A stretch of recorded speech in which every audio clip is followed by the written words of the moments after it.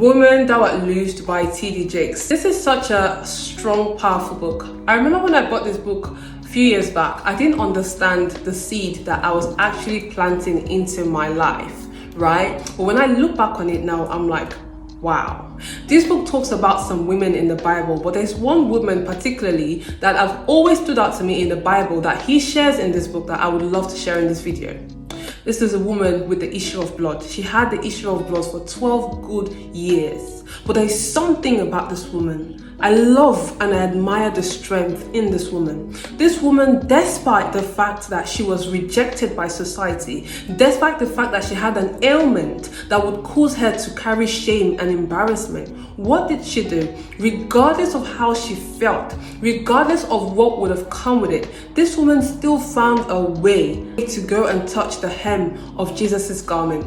When we read about this woman's story in the Bible, it talks about how she has had persistent faith for years. Now I'm paraphrasing, and the reason why I use the word persistent faith is because the Bible talks about how she used her money on multiple occasions trying to get healing from different doctors to help her, but none could heal her. But yet she kept on spending money. This woman kept on having faith that something could happen. Despite the amount of times that she has had to pay for her healing, she kept on going, believing that one day that healing was going to come. And one day that healing came, and that came in the form of Jesus, and she touched the hem of Jesus's garment. She thought to herself, even if I just touch the hem of his garment, even if I just touch the hem of his garment. This woman was so ready for healing. She wanted it so badly, and she went after it. You watching this video, you might not be the person with an issue of blood.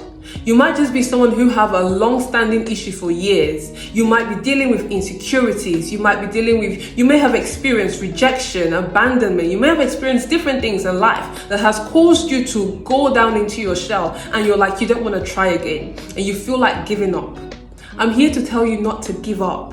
I know you feel like you have put so much effort in trying to make that business work, or you've tried multiple businesses, you've tried to form relationships with people, you've made attempts to be in new relationships, right, that could possibly lead to something beautiful. But every time you see and you experience disappointment, I want to tell you to keep on going.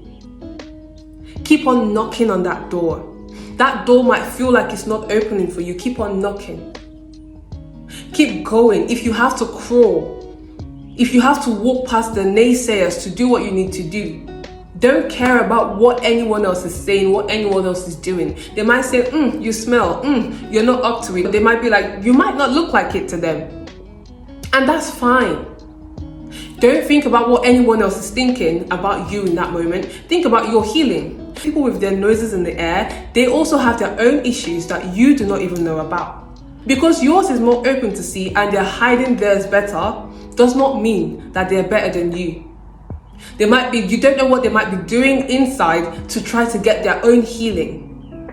And unfortunately, yes, yours might be an outward thing.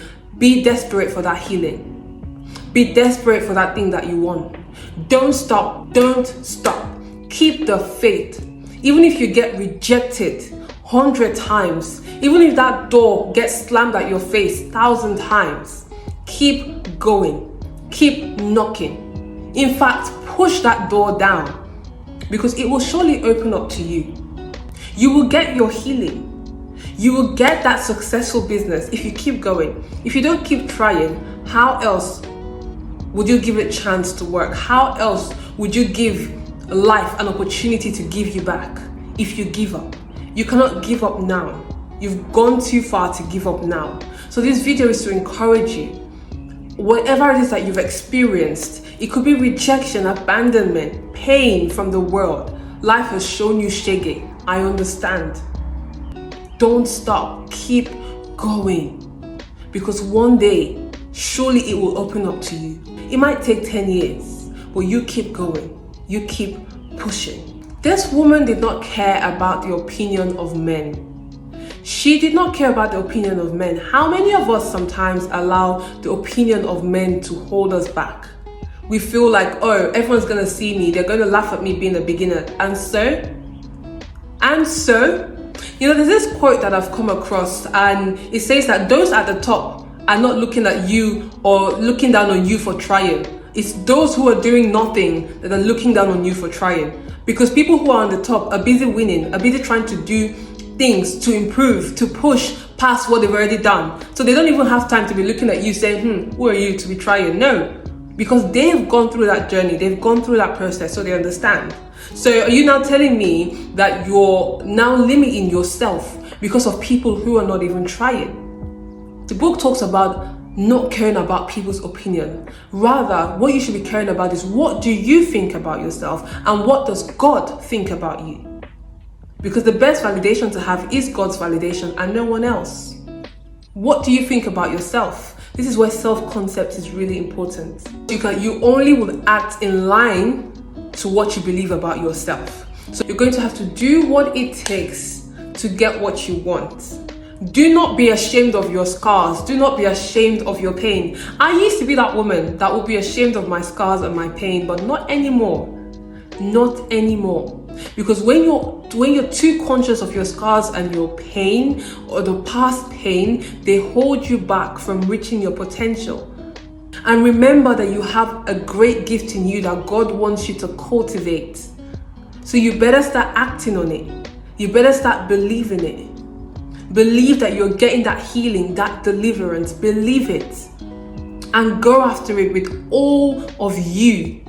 Do not care. I repeat, do not care what people think, man. And don't let anyone tell you that because of what you've gone through, that you cannot be in that position.